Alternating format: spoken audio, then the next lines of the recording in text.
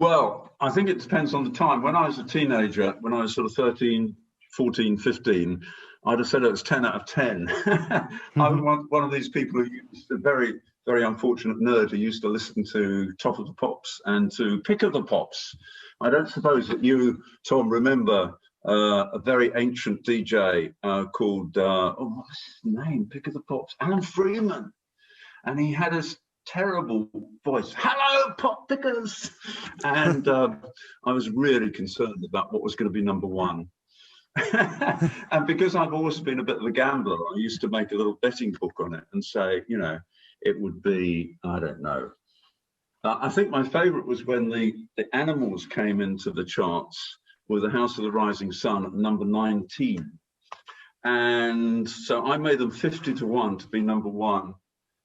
And of course, they were number one the next week, and they were number one for, I don't know, 7 weeks or something like that.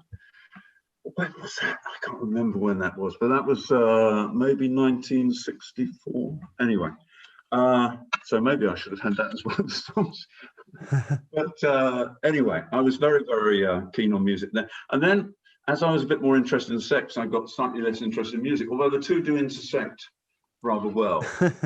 And then and music was very important to me, I think, in my early 20s, in fact throughout my 20s, and then it faded out a bit in terms of relative importance. But since I've got a bit older, actually it's got much more important. And the reason it's got much more important, I think, is the availability of you know, music on the iPhone or whatever. And since I've got music on my iPhone, I listen to it almost all the time nowadays, background music or really listen to it. In fact, when I can't go to sleep, sometimes, it doesn't happen very often, in the early morning, say if I wake up at 3 o'clock, you know, still 3:30, I then switch the music on. I've got a sort of pretty classical sort of tape, so I don't have to listen to any words or anything like that. And then a miracle, I go to sleep, and then I wake up when someone wakes me up or the alarm wakes me up. Oh, I have slept after all. So music, I'm not saying that music sends me to sleep, but it's an important part of my life. Yeah, definitely. It plays a part in a variety of different ways, as you've just said there. Where do you tend to listen to music these days? On Spotify? No, I've got Apple. I think I've got Apple Music. Yeah, Apple on the iPhone. I think it's amazing that you can put anything, almost anything. I'll tell you one thing that was very frustrating for me, which is Richard Harris, MacArthur Park. I think that's a wonderful, wonderful song, you know, Cake in the Rain and all that sort of stuff. But Apple do not recognize Richard Harris. They get all kinds of other horrible versions of it. Yeah, MacArthur Park, there's like 100 different versions of that. It's a song that's been covered. Yeah, there are, but the original one, the one which was a big hit, was, yeah. But Richard Harris was one. And the funny thing is, he's an actor, of course, and he can't sing. Mind you, Dylan couldn't sing either, but that didn't stop him, you know, writing some great songs and recording. Well, it's interesting with Dylan that the people who covered his song sold more than he did. But anyway, I've got no Dylan, I've got no Richard Harris. It's really difficult to put it down to 5 or 6 songs. Yeah, it's just a snapshot. But of course, you know, alongside music, I'm keen to talk to you about a couple of other things as well. But I wanted to start with 5 songs that you kind of managed to whittle it down to. And the first is Puff the Magic Dragon by Peter, Paul and Mary. Why did you choose that? I mean, obviously that's such a classic song, but why does it have that significance to you? Well, I think it's a message to me about childhood. I mean, it's not something which I didn't have a dragon as a pet as a child, but I just think the whole idea of magic is very peculiar to childhood. And one of the great tragedies of life today is that we don't really believe in magic. I mean, during the vast majority of human history, people actually believed in some form of magic, whether it was religious or whether it was hedonistic or whatever it was. The people did actually believe in magic because they didn't understand the nature of the world. And the very sad thing about science, I mean, there's fantastic things about science, and I'm all in favour of science. But the sad thing is that has driven out most of the magic. And so I love listening to Puff the Magic Dragon because it's so sad and so poignant. because Puff's quite happy surviving, but the little boy stops believing in him. And once he stops believing in him, that's it. You know, that's curtains for Puff. And that's so sad. And I think it's a bit of a parable of what happens to children when they grow up, when they stop believing in Father Christmas, and stop believing in dragons. Well, of course, it would be very sad if we didn't stop believing in those things, but also it's the end of an era in a way. And the thing about young childhood to me is that children take it on trust, whatever they're told. So they have absolute faith in their parents up to a certain age, unless the parents are really absolutely terrible. Even if the parents are below average, you know, the kid has absolute belief. Didn't you have absolute belief in your parents when you were very young? Oh, so they trust them and they behave. And I believe in Father Christmas as well, Richard. Well, that's I think we'd better get on with Puff the Magic Dragon, don't you? I mean, can you actually play it, or am I just talking about it? Oh no, the podcast we don't tend to play the songs just because of the licensing issues. It is literally just a discussion about the music. I know, as odd as it sounds. Okay, great. Then I can talk more. That's fine. I was talking too much. No, you're not. The other thing about childhood, the other thing about childhood is that children are just themselves.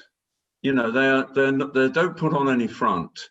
They don't try and pretend they're someone other than they are. They're hugely embarrassing for their parents on many occasions as a result. But, you know, that's the very sad thing about growing up, that we tend to then not be ourselves. We tend to, you know, be one person with a group of friends, another person with another group of friends. When we're at work, we tend to often, certainly I did in my early career, suppress their personality or adapt their personality. And the wonderful thing about children is that there's absolutely no difference. What you see is what you get. What you get is what you see. It's basically a very it's very authentic. And again, I think that the danger, the difficulty for many people today is that they're just not comfortable in their own skin. And I'll talk about that a bit later on with some of the other music. But you know, one of the good things about getting older is that I'm not saying I revert to childhood, but you know, as you get older, I think it's easier to actually be a little uncompromising and just say, well, this is what I think. You know, yeah, you don't like it, you don't like it. These are the people I want to spend time with, rather than other people. So why do you think that is? I think childhood is. I think it's a breakdown in trust. Probably. I think that we try and present ourselves in a way which will be acceptable to other people sometimes. And it's because we don't trust ourselves and we don't trust other people to react positively to us that we sometimes do that. Whereas, I mean, it's also culturally conditioned. I mean, there are certain countries that you go to where people are naturally very friendly. I mean, I was recently in Barbados, for example, there, and you know, maybe it's because it's all, you know, nice climate and nice blue sea and all the rest of it, and nice coconuts. But people actually are almost universally friendly. The same is true in Australia. The same is true in New Zealand. Of course, there are thugs and there are fights and there are criminals in all of those countries. But the general norm is very, very outgoing and very friendly. But in certain other countries, it's very reserved. And in some countries, particularly parts of America, perhaps you might say nowadays, you know, there's a lot of hostility on the streets. And I think, you know, it's much better, obviously, if you're in a situation where people accept that most other people are going to be, you know, okay, they're going to be helpful, they're going to be friendly, they're going to be on your side. And that tends to be a self-fulfilling prophecy. But if you expect people to be friendly and helpful, they probably are. You know, if you go around with quite a nice, genuine smile on your face, life is a lot easier than if you're angry and basically other people react to that. So I think it's a lot of it comes from within, really. I think it's adults actually. Yeah, and I think it's the complexity of modern life. It's actually, you know, life isn't very easy in many cases, and people expect it to be easy, and and then they get very disappointed and angry and annoyed when it isn't. Well, yeah. What do you expect? Well, I think after a while, hopefully it will dawn on most people that life is not easy. The next track is entitled "In My Secret Life" and it's by Leonard Cohen. When did Leonard Cohen release this song? Was this Phil Spector produced? I don't know. I don't think it was one of his early ones. I think it was probably about, I don't know, 1980 or something like that. It so happened that I was in Philadelphia in 1974 and met him. Wow. There was something called the Jewish Club of the University of Pennsylvania. And I had a Jewish friend, and she took me along she said, there's this interesting guy called Leonard Cohen. I heard of Leonard Cohen at that stage. And I said, oh, what is he? And she said, well, he's kind of a poet, but he's also kind of a singer and songwriter. And I said, oh, that sounds very interesting. Let me go on. So there were about 60 of us in this little room, probably not much bigger than your room. And he was really wonderful. I mean, he was really terribly frank. Yeah, he was. He may have been on something for all I know, but he was very, very funny. And it was great to meet him, and then started listening to some of his music. But the reason that I selected In My Secret Life is because quite a lot of Leonard Cohen's work, as you know, I'm sure, is sort of about sexuality in one form or another. And some of it's quite dark, and some of it's quite sort of, I mean, he wasn't gay, but a lot of it sort of crosses over very well for gay people. And one of the things that was most important to me between, I suppose, the ages of 16 and 30 was that I discovered that I was gay. And being gay in a very straight world, I'm not someone who's ever wanted to be in fashion or wanted to be, in the media or wanted to be in the musical world or, basically I've been in a, pretty straight environments. I've been working in business, I've been in business school, and I have more latterly been in management consulting and so on and so forth. And although those are very intelligent realms, and so they're not, necessarily at all bigoted or whatever, it's quite hard to realize today, perhaps, that during my teens and during my 20s, there was a hell of a lot of prejudice against gay people. And I sort of grappled with that. And I was very careful to present myself as straight. I never said I was straight. And people who knew me knew that I had a boyfriend and so on and so forth. But it was something that I was very conscious that I didn't want to appear in any way camp, or I didn't want to appear in any way non-mainstream. And it was quite amusing. I remember going to see a headhunter once, because at one stage in my late 20s, I thought that I'd stopped doing what I was doing, which was very difficult quantitative strategy consulting, we called it, sort of analysis of companies and competitors and so on and so forth. And I thought, well, maybe I should actually think about a rather easier job. And what job could be easier than that of a headhunter, of an executive recruitment person whose only job is to interview people and decide which people to put forward to other people who are looking for someone to be chief executive or finance director or creative director or whatever of a reasonably successful company. So there's this company called Egon Zender, which is probably the largest headhunter of its type at the time, and also probably today in Europe. It's based in Switzerland. It was founded by a wonderful guy called Egon Zender. And this company had an office in London, and I was in London at the time. And so I went along and talked to them. And I talked to the second in command of the office. And one of the things that headhunters do, which is quite an interesting thing in a recruitment process, is they take you to lunch or they take you to dinner. And they're not really looking for your table manners, but they're looking for whether you can sustain an interesting conversation with people that you've never met before.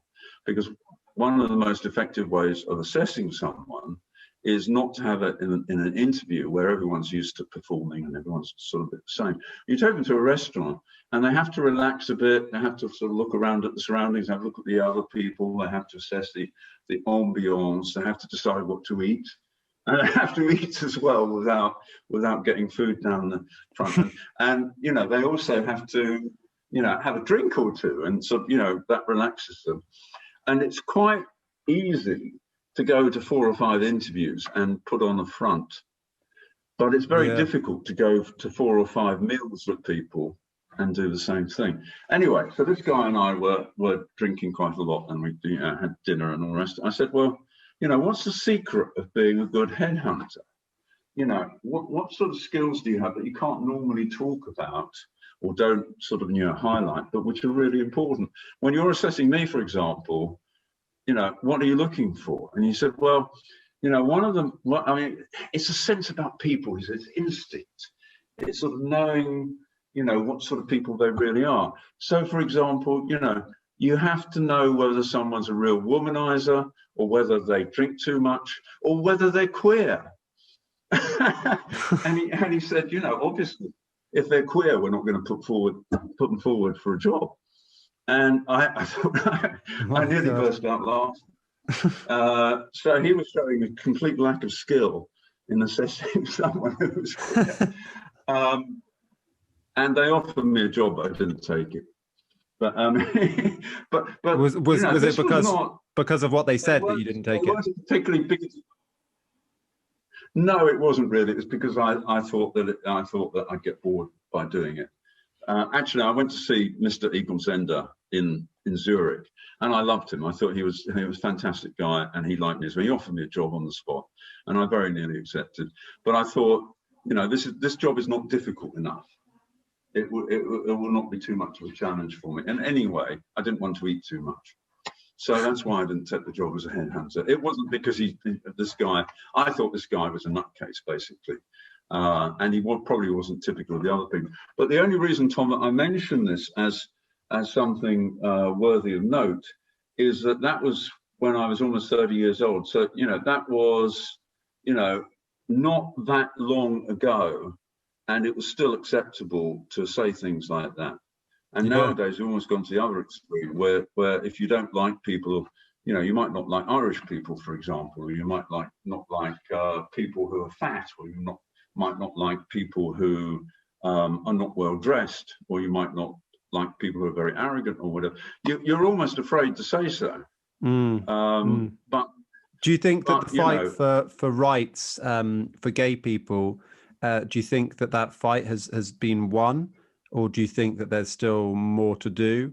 Well, there's always more to do, but I mean, I suppose I should caveat that with the fight for rights for gay people in, let's say, you know, like the UK. Well, actually, it's illegal in Barbados. Is it? But not enforced. 2 months. Yeah. No, absolutely not enforced.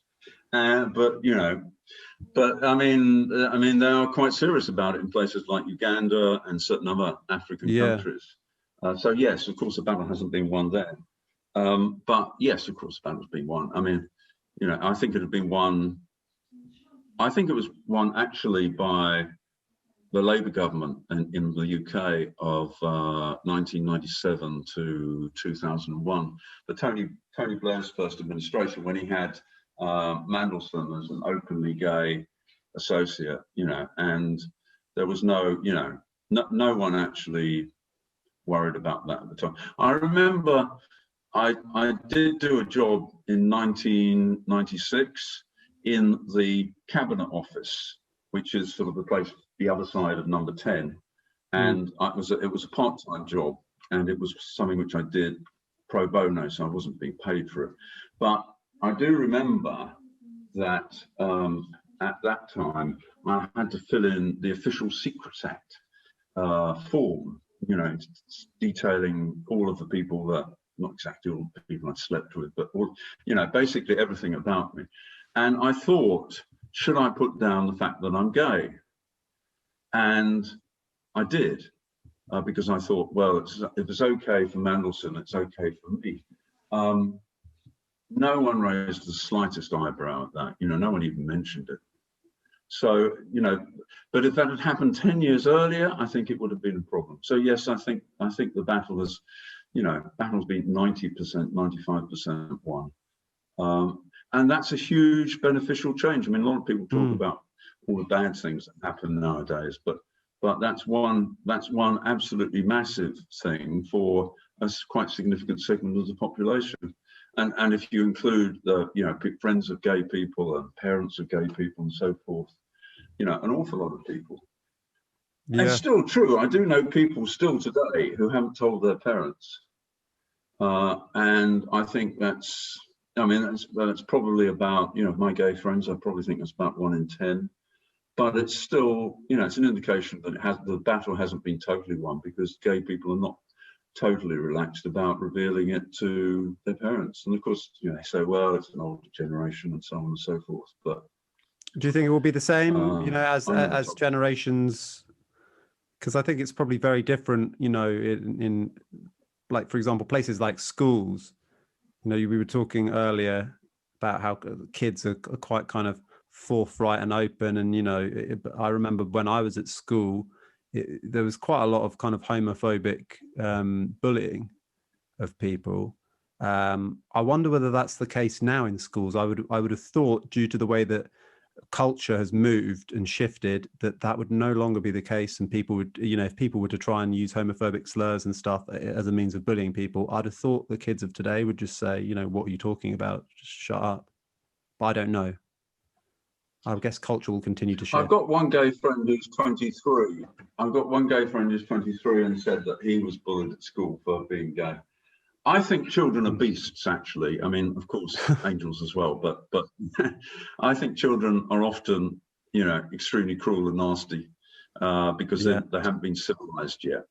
So, I mean, if it wasn't being gay, it might be being fat, or it might be smelling, or Children have an unerring herd instinct for picking on the weakest member of the herd, and that's so true.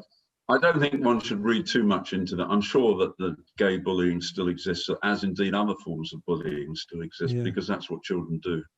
But hopefully it's dying out.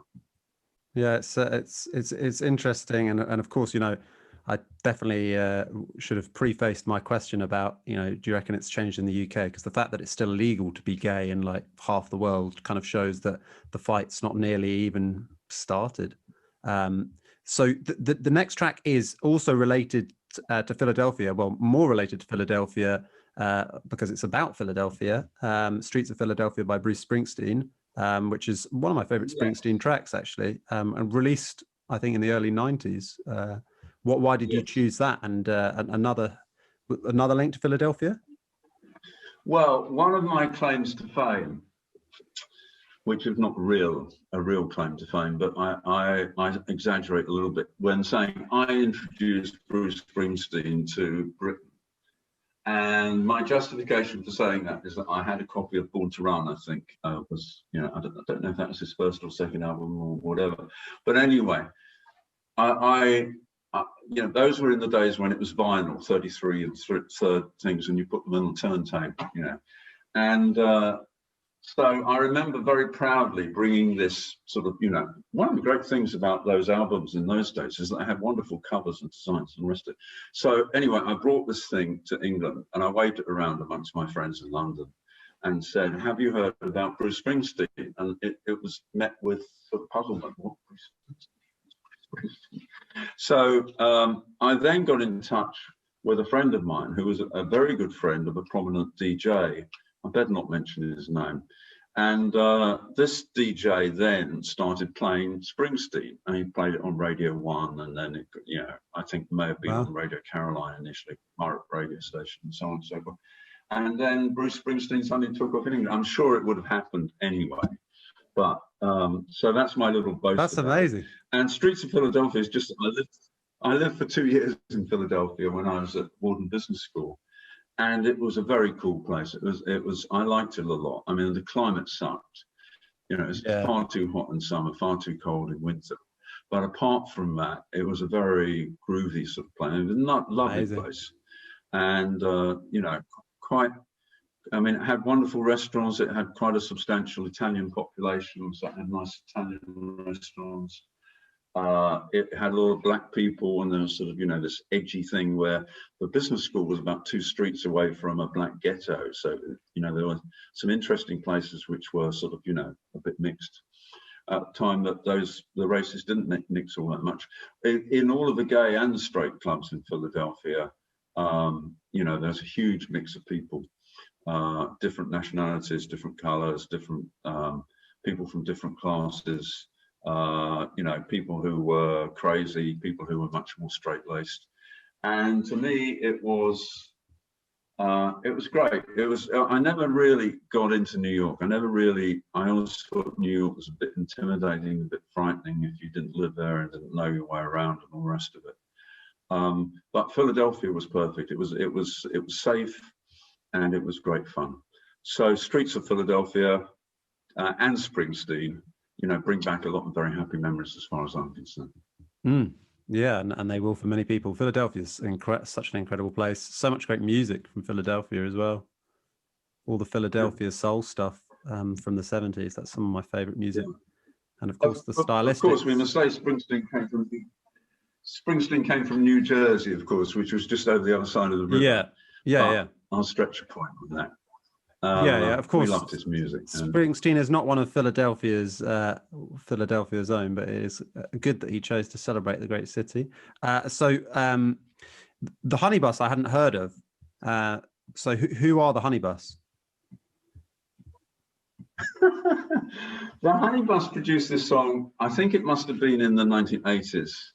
And it's a beautiful, beautiful song, Tom. You must get hold of it and listen to it. I have. I've listened to it on Spotify. Maggie Go. Yeah, and it's a dreamy little song. It's got this tremendous melody and all the rest of it. So, but I'm mentioning it because of Margaret Thatcher, because she was the dominant political personality of the 1980s.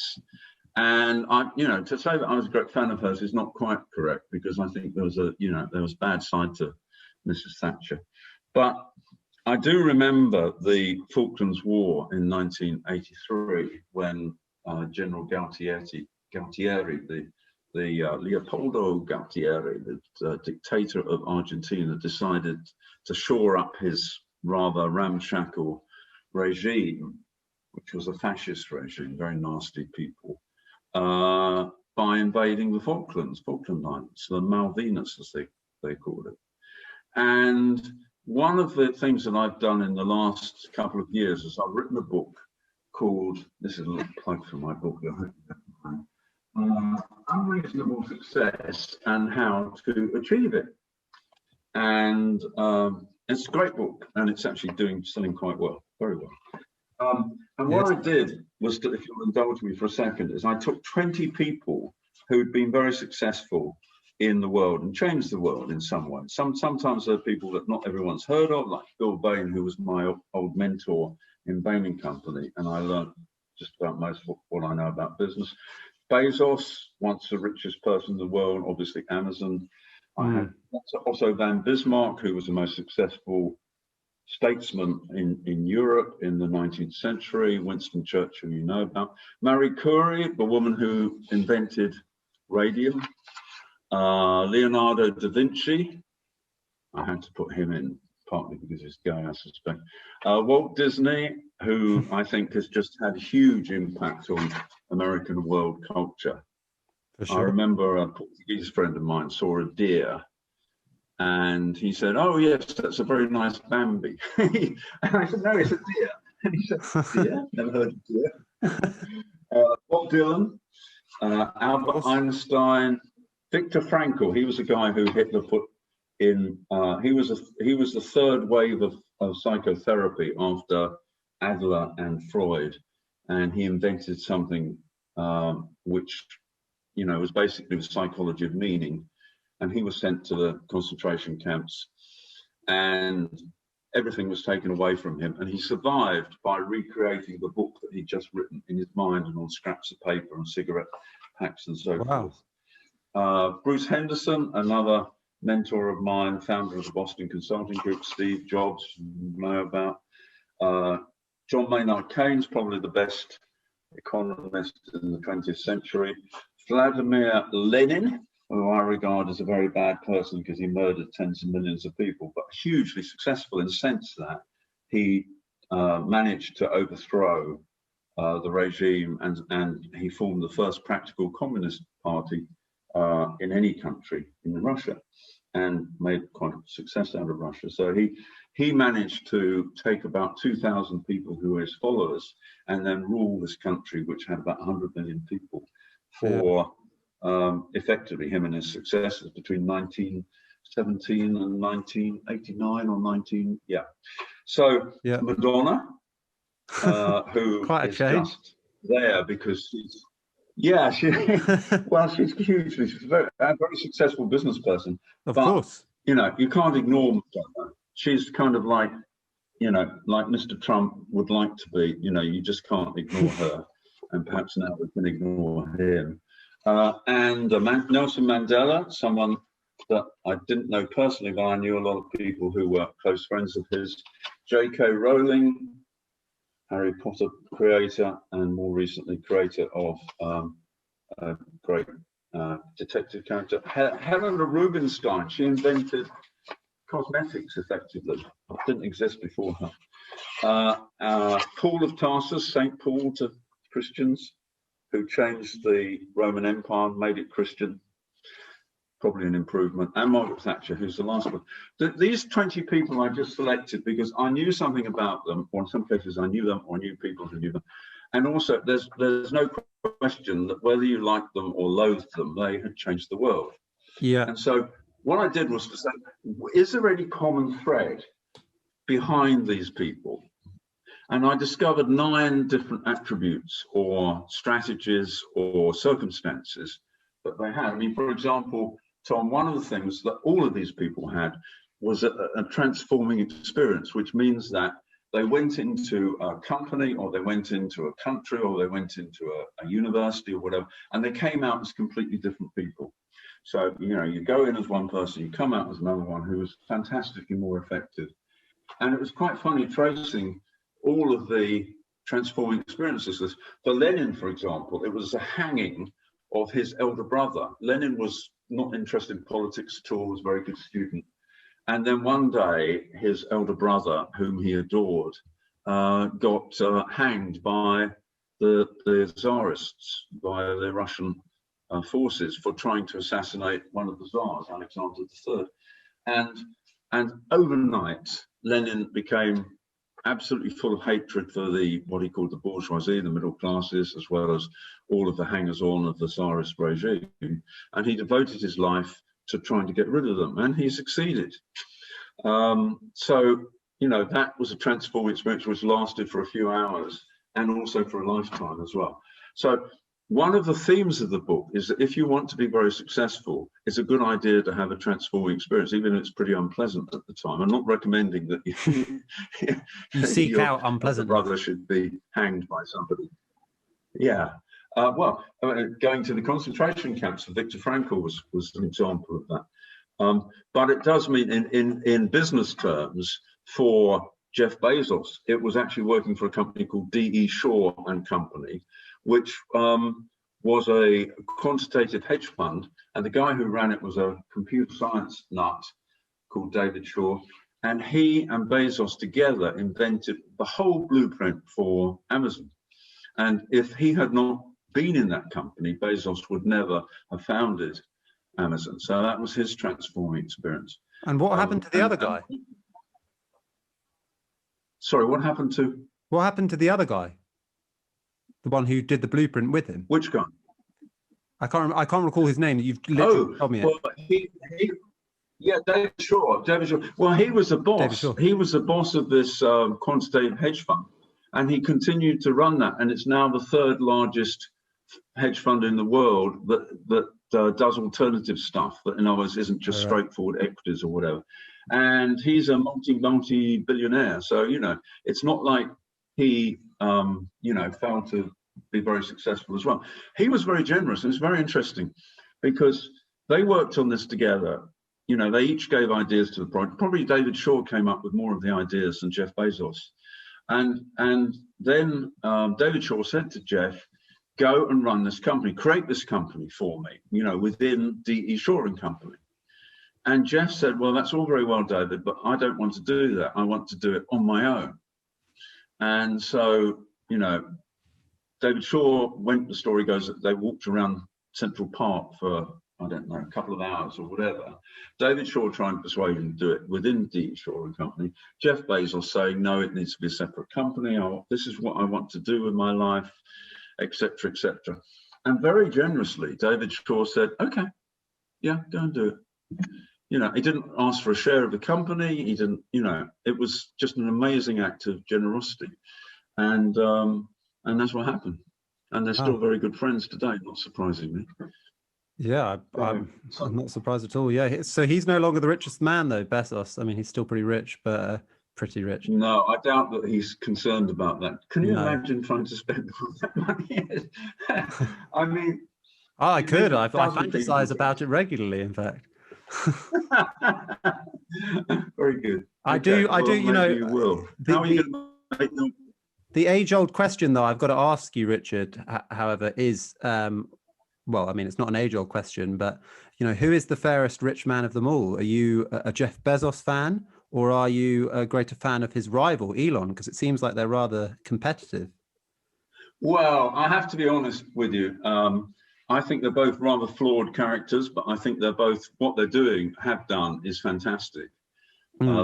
Each of them's creating what I call a star business, which is the leading business in a very high growth market. And, the thing about Amazon was that they said, retailing on the internet is going to be huge. No one believed that before Jeff Bezos started.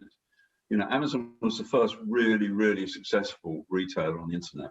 And then the philosophy which they had, Tom, was they wanted to create not just a company which sold books, but a company which was the everything store, is what they said. And they're pretty much doing it. Someone told me the other day that 40% of retail sales in the UK are Amazon's. Now, that excludes certain specialist categories like pharmaceuticals and various other things. But of general merchandise, they have 40%, 40. It's unbelievable. And I suppose the next nearest company, I don't know who it would be, but it might be, I don't know, one of the supermarkets or hypermarkets, and they would probably have something like 5%. So it is truly unbelievable. And of course, with pandemics and the rest of it, have you looked at Amazon shares? I mean, they just, since 2000, they just continue going. Of course, there are a few wiggles in between. Yeah, well, the pandemic's added a lot of wealth onto Amazon. And the pandemic, I hear, has been hugely beneficial to billionaires. It's really... Yes, it has. Yeah, I mean, it's rather sad in a way. I mean, sort of, speaking as an aspiring billionaire, it's not that sad, but nevertheless, it's, what is sad is that the people at the bottom are, even more at the bottom. And, it's awful. There are certain things you just can't fight it. I mean, it's definitely true that it's even without a pandemic, for many categories of goods, it's much easier and cheaper to buy on the internet than it is to trudge out to the high street stores. Not many people want to go high street shopping, even when, there's no disease. So it's something which is just going to go on and on and on. Yeah, society was moving this way anyway. It's just been accelerated. Your final selection is by Matt Grimsdale, Your Voice, another track that I hadn't heard. Which you can listen to on SoundCloud. Called Someone you've never heard of, called Matthew Grimsdale. Yeah. Matthew Grimsdale, Your Voice. Well, this is a very personal thing, because Matt Grimsdale is a very dear friend of mine, and he's a singer-songwriter that nobody has heard of. So, and I think he's fantastically talented, both as a singer but more particularly perhaps as a songwriter. And this particular song, I don't know if you've listened to it yet, but if not, you can get it on SoundCloud. It's it's quite widely available, called Your Voice, and it's a very it's a slow sort of cruisy sort of ballady kind of thing. He also does very upbeat stuff, but it's about his father and about the influence that his father had on his life. And the fact that he's dead doesn't matter. And that's the whole sort of message of the song, because, you know, he still hears his voice.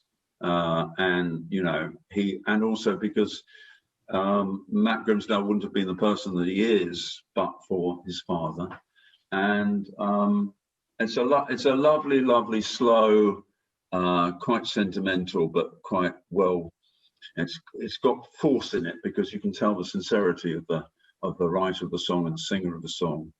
And so, yeah, if you want Matt Grimsdale, as I say, he is not very well known, but perhaps he will be as a result of your program. Well, hopefully we can start spreading the word. Although, but how do you know Matt, or you know, how long has he been making? Personal friend, that's all. A personal friend, yeah. About 10 years. Wow. So he really, I mean, he's written an awful lot of songs. Some people have sung his songs as well. I don't think there's anyone really famous who's done that, but you know, he hasn't been very successful so far. And I just think it's something which could be changed. Well, it can be changed. Hopefully, this will be a tiny, you know, micro step on the route to Matt discovering a wider audience. But I mean, God knows it is a difficult industry, the music industry. That is for sure. And a book. Do you think it's more? Do I think what? Sorry. Okay. I was going to ask you, do you think it's more difficult now to be successful, or do you think it was always very difficult to be successful in music? I think it's probably harder to make a living, like a small living from it, to allow you to pursue it full time whilst you aim for superstardom that you may not achieve, because you can't sell records really anymore. Yeah, absolutely. Just you have to go on the road and do gigs, don't you? Yeah, I mean, now with the pandemic, it is literally over. There is no industry, yeah. And it, you know, really just depends on whether the restrictions last. I mean, we've had Chris Whitty saying restrictions will be back next winter. If that continues, you know, it's going to be every artist out of business and every management company. You know, the whole industry will be over if it lasts for too long. That's what I think. I mean, you see all the artists cashing out now, like Neil Young and Bob Dylan and Fleetwood Mac. They're all selling the rights. They're cashing in their pensions. I mean, their pensions are, you know, sort of about 400 people's pensions, 400 rich people's pensions. Yeah, and that's a huge amount of the music that's actually listened to. So people like Matt Grimsdale don't get much of a look. But yeah, I mean, I think you're absolutely right. But I also think that this thing is not going to last forever. No. And, you know, things have a bit of springing up again, because everyone wants to listen to music. I mean, it is an important part of a lot of people's lives. And, you know, live gigs are going to come back. And yeah, they will. I have hope. Yeah. I have hope, but it's just at the moment it's worrying with no certainty. But one thing that I wanted to ask you about, obviously you've got Unreasonable Success and How to Achieve It out now, but another one of your books that's great and you know, loved by many and promoted by many, that you're well known for, is the 80-20 principle. Why did you decide to write that? And if I can bore you with asking you to just explain that principle to my audience, I would love to, because it's a principle that I've been fascinated by for ages, ever since I read the Tim Ferriss book when I graduated from uni. Yeah, the 4-Hour Work Week, which featured it. Yeah, so here we have the 80-20 principle, and that's an American edition. And no, that was a big fat one. It's got fatter over time. I wrote this book 20 years ago, and every 10 years or 5 years we bring out a new one. So this was the 2017 version. This book sold over 1 million copies, and it's just amazing. So what is the 80-20 principle? The idea behind it is that if you look at whatever determines whatever you want, whether it's profit or enjoyment or happiness or well, whatever your aspiration is, there are certain causes of that which are much more important than others. And what the rule says, it's a principle, not a rule, because it's generally true, but it's generally very pervasive as well, is that in general, something like 80% of what you want, it comes from 20% of the causes. So, for example, the clothes we wear, it's nearly always true for everyone that we wear 20% of our clothes 80% of the time. Well, yeah, that's not exactly a desirable thing or undesirable thing. It's just a fact. Likewise, in business, it's been proven time and time again that 20% of customers give 80% of profits, because they tend to be the customers who are bigger, or the customers who accept high prices, or the customers that are not very easy to serve. And there are a whole pile of other customers that, you'd be better off without them, essentially. And the same is true of products, that 20% of products make 80% of profits. And generally, companies don't realize that that's true to the extent that it is true. And therefore, they introduce too many products, and a lot of those products, they may cause sales growth, but they don't cause profit growth. But, it also applies in your personal life, that if you think about your happiness, or the amount of happiness that you derive from the course of a day, you would probably discover that a lot of that happiness actually happens in relatively short periods of time. So they might be when you're having a cup of coffee or a drink with your mates. It might be when you're, driving. It might be when you're in a beautiful countryside. It might even be at work when you're doing a very interesting program or something like that. Of course. You don't do it most of the time. But it's the thing that gives meaning to life. And your friends, I say to people, well, take a piece of paper and write down the 20 people that you see most. So put them down. So, okay. So you've got these 20 people you see most. Some of them are friends, some of them are workmates, some of them might be family, some of them might be neighbors that you see quite a lot because your wife or your husband, wants to talk to the neighbors or whatever. So the people that you spend most of the time with, okay, then rank them according to how much you enjoy their company, and how much, it's a bit crass, but you might say, well, how much enjoyment do you get from X, Y, and Z and all this? It's nearly always true that there are very few people that actually you get most of your satisfaction from. But the interesting thing is you don't necessarily spend a lot of time with them. And obviously distance is an issue, particularly nowadays, but whatever. But, it's quite a revelation to people sometimes when they just go through a very simple exercise that they're spending time with the wrong people. And particularly if you happen to be, for example, working for a boss that you don't like, then that is almost guaranteed to make you less happy than if you're working for someone that you do like, or indeed if you're the boss. So it's, it's that kind of thinking that says, look at your time, what is the 20% of your time that you get most satisfaction from? That gives you 80% of the satisfaction. There might be 30% of the time that gives you 70% of satisfaction, all the rest of it. Well, maybe you should be doing more of those things and less of the things that you really don't like doing. Now, of course, we all have to do some things that we don't like doing. But nevertheless, it's quite important because most people just don't stop and think how they're using their time. And they have this idea that we're all very short of time. Well, I don't think we're short of time. I think we've got masses of time. We're awash with time because we spend it so badly. And if we actually spent it on the things that we're really passionate about, yeah, exactly, then that would be great. But how do you extend that? This is my very successful book. Yeah, it's a classic. Well, I've extended it to almost everything. I've written 4 books about it. I've extended it to things like, it's true in academia, for example. It's been proven beyond doubt. I mean, very boring perhaps, but there are certain books which have been read or sold copies over the course of hundreds of years in some cases, like Shakespeare and all the rest of it.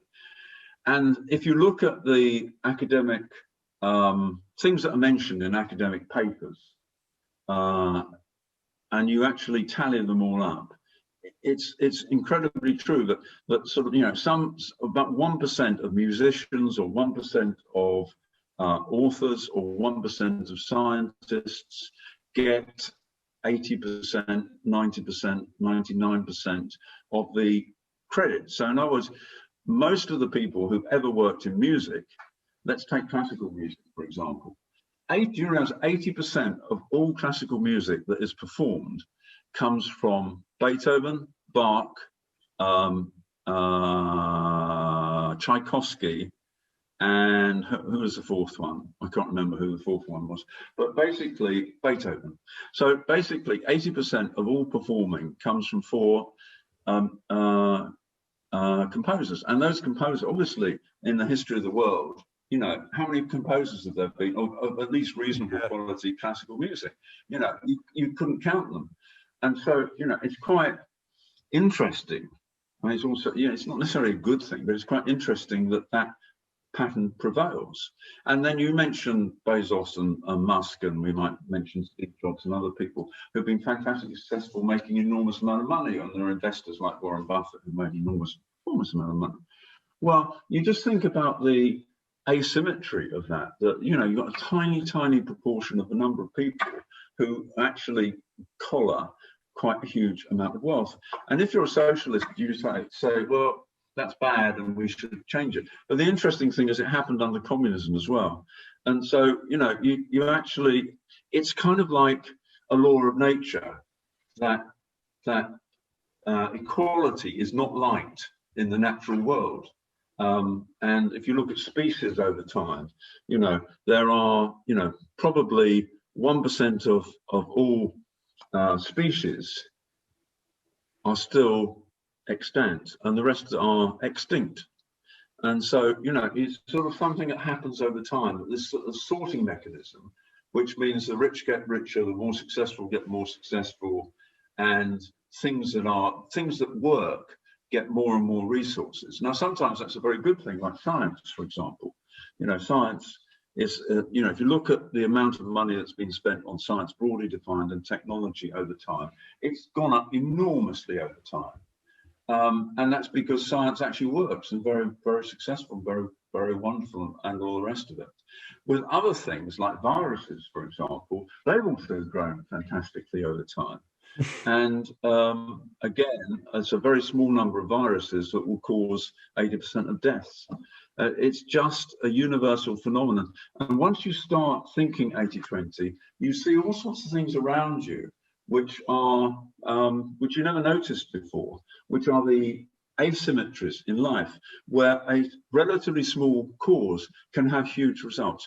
Well, apply it to your own life, Tom. You know, what small thing that you do or other people do could be enormously important in terms of generating whatever it is you want, whether it's becoming a billionaire or whether it's writing the most fantastic music or whatever.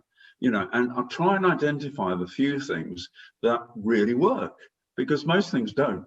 Most things are a complete waste of time, which is why we've got a lot of time, because we waste it, because most things don't matter. Yeah, I've tried to apply it. I've tried to apply it in many different ways to my own life, but it's very difficult. And part of me wants to take the less than 20%. Well, currently it's 0%, but it used to be about 20% of the time that I spent getting pissed and smoking, and make that 80%. And sadly, when I attempted to reverse that ratio, that didn't turn out too well for me. Well, there is something. Music's always quite related to certain substances and to certain ways of behaving, which are not necessarily mainstream. So yeah, I don't really know what to make of that. I've got one final question for you, Richard, which is that are you currently in Portugal, or are you based out of Portugal? My main official home is in Gibraltar, but I spend a lot of time in Portugal, and I spend a lot of time in South Africa, in Cape Town, and now I spend an increasing amount of time in Australia as well. Oh, wow. How come Portugal? I've got a vested interest there because my mum's Portuguese. I'm half Portuguese, and I go there all the time. So I've just how come you? Well, fantastic! I just love it so much. Yeah, I mean, there couldn't be a better place to have a lockdown, because you know the weather's quite nice, the people are very friendly, the food's very good, and yeah, people are relaxed. I love Portugal. I think it's just a fantastic place. I think it's much nicer than Spain. And also one of the things about Portugal is that it has little country lanes that you don't get in Spain, for example, but they're very much like England. There are lots of very, very small villages in Portugal, you'll know. You know, there are big cities, but there are lots of tiny little hamlets.